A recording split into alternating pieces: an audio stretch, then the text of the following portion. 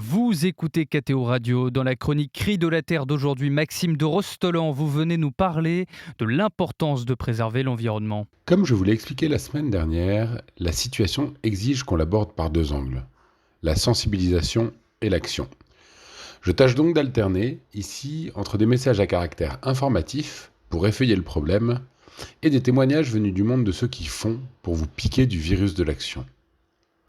Cette semaine, je vais donc vous parler solutions. S'il existe des débats sur le nucléaire, l'éolien, les voitures électriques, le tri sélectif des déchets, il est un domaine qui ne laisse aucune place au doute.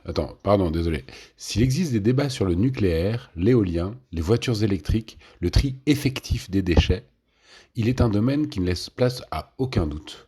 Il nous faut planter des arbres. Tous les scientifiques le disent, les 3000 milliards d'arbres que compte notre planète ne sont pas suffisants. Il en faudrait 1200 milliards de plus. Dans les forêts, bien sûr, car elles sont les premières qu'on ratiboise pour planter soja ou palmier à huile, mais aussi dans et autour des champs. C'est ce qu'on appelle l'agroforesterie.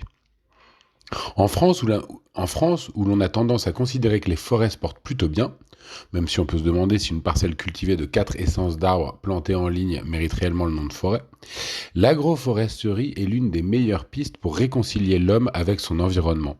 Les agriculteurs et leurs riverains, les chasseurs et les écologistes, les pragmatiques et les rêveurs. Les haies façonnent le paysage, abritent une biodiversité remarquable, permettent la recharge des nappes phréatiques, contiennent l'érosion des sols et les fuites de matière organique, produisent ombre, fruits, bois énergie, bois de paillage, bois d'œuvre parfois, et captent du carbone par-dessus le marché. Merci beaucoup Maxime de Rostolan pour votre intervention. Je le rappelle, vous êtes entrepreneur écologique. Excellente journée à vous.